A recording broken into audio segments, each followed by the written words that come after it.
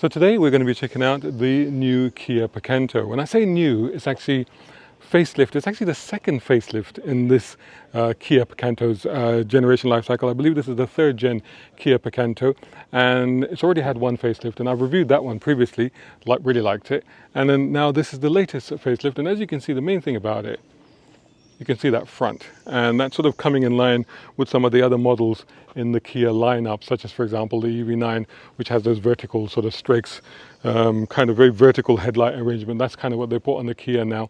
So it's more sort of cosmetics and stuff like that. I'll put the full details of the cars and the model range on the screen, but I can tell you that they start from just under £16,000. This one here that I'm going to review, this actual one here, this is the GT-Line. It's the 1 litre 5-speed. It's £16,745. So like I said, it's 1 litre, so it has about 62 brake horsepower and 93 newton meters of torque, maximum speed 90 miles per hour, 0 to 62 miles per hour in 15.4 seconds. But it is economical because it will get you a combined fuel consumption of 52.3 miles per gallon. So anyway, like I said, full details will be on the screen. Let's have a quick look around the car. We'll look at the practicality, and then of course we'll take it for a drive. A brown car guy.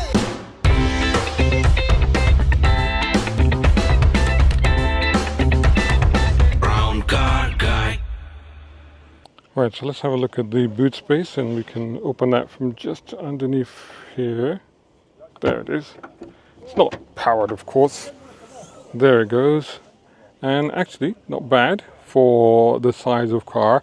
In fact, that's 255 litres of space right there, which is not bad.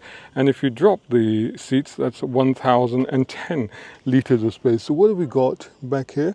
Obviously the split folding seats, but under here, well, actually there isn't much, because that actually is the floor. But what you can do is you can adjust it. So you've got 2 levels of floor. So you've got that one, and then when you open it, you've got a compartment underneath. Otherwise, you can take that off like that. Oops, I'm not making this look very elegant, but you can do it. There you go. And then it goes in the bottom bit.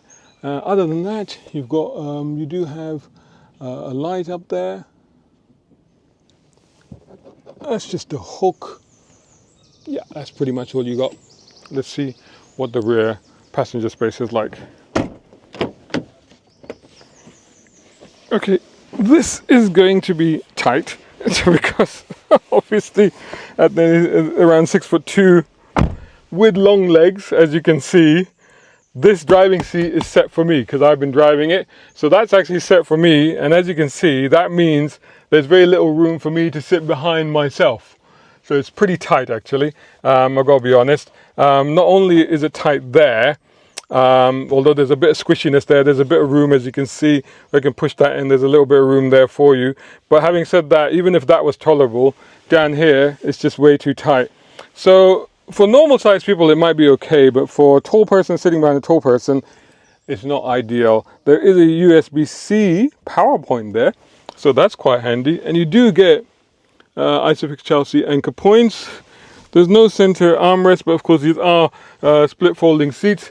But yeah, that's pretty much what I can tell you about the rear. And honestly, I need to get out of here. But like I said, for regular people it'll be fine, but for me, it's not really the right car.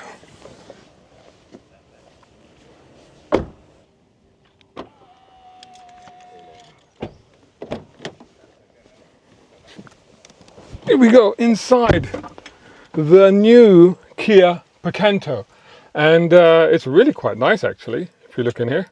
So that's what it looks like. There's a screen there, obviously. Before I turn it on, let's just check out and see what we've got here. So you've got the vents. I think that was there before, that sort of shape of vent. The seats at the front are a little bit different, I should just point out, because they have these whiter light colored accents around this leather style upholstery that you have on this GT-Line car. Pretty decent door pockets. You can actually put a bottle in there. That's quite plain. Piano black. This stuff is quite hard, but it's not too bad. I mean, it has an okay feel to it. probably you would see some scratches in time. There's your ventilation system. Your AC button is down there. This one's got AC, heated rear windows, and then you've got your USB plugs there, USB-C, normal USB, and then 12-volt power supply. There's a space there. You may think that's a wireless charging. It isn't, not on this car. Cup holders, and actually you can do that to actually get the things to come round and actually hold on to your cup. And you got some blank buttons here with, I'm guessing that's auto hold for hill starts. This is the gearbox, of course. Then you got another, if I can go down, another cubby box there. Traditional handbrake. That's good, isn't it? Not many cars. I think, like, there's only like 1 or 2 cars now where you do that. So let me just put the clutch down, and I've got the key in my hand. Look at the key, in fact. That reminds me of a Volvo key. Don't you think so? And then we start it up, and look at that. Now what I like is here. See this here? And also the interesting thing is, like, you see these lines? They change with the revs. So that kind of indicates how much you're revving there. You've got your information there, so you can go through it, how much you've done, etc, etc. I've just driven it, so 44 miles per gallon is what I've done already on the car. Of course, we're going to take it out for a drive, but I've already been driving this as well today. You have remotes on the steering, of course, your cruise control, all the rest of it. Button down here for traction control. All your window switches, everything here. That door looks quite blank, and then this one has loaded up with stuff with the electric mirrors and all the rest of it. Now this is your infotainment system, and again, it seems to be quite well equipped. There you go. I mean, you can got a nav there. Look at that. So that's quite handy. It tells you where we are. Map, nav, isn't that the same thing? Oh, it's details for that. Wonder what star is. Star takes you to this screen, and actually you can scroll through these screens. Kia Connect, Kia Live. It's Kia Live, and that's just your home screen. So that's quite handy. Then you've got radio, media, setup, all the rest of it. Bluetooth, connectivity. So there you go. Do we have reverse gear? Let's just have a look at that. Yes, we do. We have reverse camera, I should say, is what I was trying to say. That's quite nice. I really like the display here, the instrument display. The seating position is pretty good. I feel quite comfortable at the moment. Actually, I have adjusted the seat, and I've been driving it for a while, so I do. But when I first got in, I did actually have to adjust it. And to be honest, like on the go, because of my longer legs, my sort of weird frame, sometimes it does feel not quite suited to me. It does feel a little smaller, but certainly around town, shorter trips, it will never be a problem. Even, to be honest, like I drove it on the motorway and it was fine. It was not really an issue. But I guess, really, like, if you're going to have one, try it out for size. If you're on the tall side especially, try it out for size. Make sure that it works for you. But generally, it should be fine. That's pretty much it. I think it's time to take it for a drive. Hey, are you enjoying this video? Then make sure you hit the like button. It's very important. Plus, comment, share, and make sure you're subscribing. Right then, let's give this a little go then, shall we? It's all very familiar in here. So there's nothing unusual or surprising. Everything is where you expect it to be. Everything works as you expect it to work. So that's always quite good. The clutch is quite light, as you can imagine, and so is the gear change, I should say. But it's a nice change. It's sweet. It's pretty straightforward. Let's see if I can make this round in one go. Yes, I can. Excellent. So good turning circle. That's always a plus in a small car, right? The instrument panel, I think, is fantastic, and the displays on this car are brilliant. That's like bigger than that one there, and it's just very crisp. It's matte finish, so it just kind of works really well. I've been driving this car a while actually, and the ride has been very good. I've been struggling to get comfortable in the seat. Been moving it back and forward a little bit. It's not really on this rearmost setting. I mean, I got, because of my gangly size and gangly body shape, it's a bit weird, but it's not too. I mean, it's okay, but I think I would advise you now to get into the car, try out, make sure that it works for you. But it takes a little bit of adjusting. It's all manual, of course. So as you can see, we're being bounced around a little bit. It is a little bit of a rough road, to be fair, but it's a small car, so it's kind of inevitable. The steering is quite light. You know, there are no modes or anything like that. It's not a sports car, let's be honest. But it is quite light, which, you know, to be honest, it suits the car. It's what most people from this car would want. Of course, when you're out here on these sort of slightly more interesting roads, then you know, you would think, oh, maybe I could have a little bit of a heftier steering. Could be quite good. Gear change is pretty good. I mean, the good thing here is that on the screen, it doesn't actually tell you what gear you're in, but there is at the top left, it tells you what gear it thinks you should be in, which is quite interesting. So for example, it'll say go up into 4th or go up into 5th or something like that, just to give you an indication of what it thinks you should be doing. Now, it's got good torque when it's in the sweet spot, which feels like, you know, around 3,000 RPM. So it's in 3,000 RPM at the moment. But sometimes, like when it's, you know, under load in a higher gear, it doesn't. You do need to change down. You do need to change down. Right now we're doing a fair old speed, so it's not too bad. But yeah, sometimes I have found it's like, you know, you need to be in one gear lower than you think you might need to be, because, you know, it needs a little bit of help from small engine, right? But good response from the steering, settles well.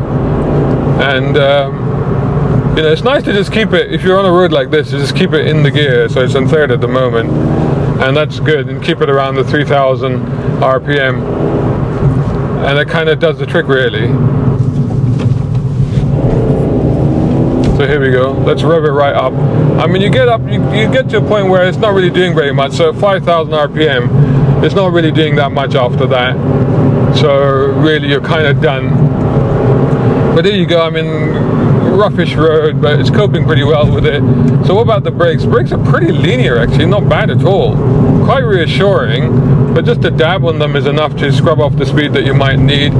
Again, going through these S's, and you can really kind of, you know, direct it through there, cut through the lines, not really a problem. But like I said, could do with more steering feel, more steering weighting. But having said that, you know, no issues with the handling or the grip or the sure-footedness of the car, that's for sure. I mean, again, on the brakes, turning in, not an issue. Back on the power, keeping up a fair old speed. So more than you might expect for a car like this. But you know, I wouldn't say that it's a sporty drive, but it's a drive that definitely, you know, will not disappoint in any way. The heel and toe is a little bit, you can't, if you practice you could probably get it. Nice little thrummy note from the engine there as you're building up to the 3,000 RPM that I suggested. Let's give it some throttle. Yeah, I mean, like, you know, 6.5 is the red line, but you know, by the time you're at 5, it's run out of any kind of juice, really. It makes a nice noise though, quite thrummy, so that's quite decent. I mean, it's nice change. The clutch is not very bitey, so it's all pretty good in the way that it comes in. It's not really a problem. Changes are good. Yeah, I mean, you know, this is not really what you do with this car, to be fair. You would be driving it in the city, so you would not really be driving it like this. But having said that, it can do it, you know. Again, just threading it through this little road, and it's not bad. It's just holding the road pretty well. No real heft to it, but kind of like a light-footedness to it, really, I would say. Pretty agile though. On the brakes, turning in, holds on the road nicely. Yeah, pretty good. So really, I don't think there's been dramatic enhancements or changes or differences in the way that it drives and the way that it feels. So really, it's sort of more the cosmetic side and the infotainment side, instrumentation side, where you see the real improvements. But that's not a bad thing, because it was always a good car to drive, both in terms of ease of driving, but also in terms of, you know, generally quite a satisfying and reasonably enjoyable car to drive. So for the market, for the money in this segment, because actually there aren't that many cars now available in this segment at this price point that offer you everything that this sort of car does. So in that sense alone, it's definitely one to put on to your shortlist to assess if you're looking for your next city car. Definitely one checking out. And I know from personal experience that the reliability on these is fantastic. So, and of course they come with the warranty and all the rest of it. Anyway, let me know what you think of the car. I'll see you all in the next video. Check this out, guys. It's my book. It's my first novel, and it's written for car fans like you. It's a fun political action thriller. It's full of cool cars and spectacular action. Get your copy now at Amazon.com. Shout out time, guys. Thank you so much. Hey, if you enjoy my content, why not get involved? Buy me a coffee. You can do that at either of these links. Or if you're watching on YouTube, buy me a thanks or take out a membership. It all helps. It really does.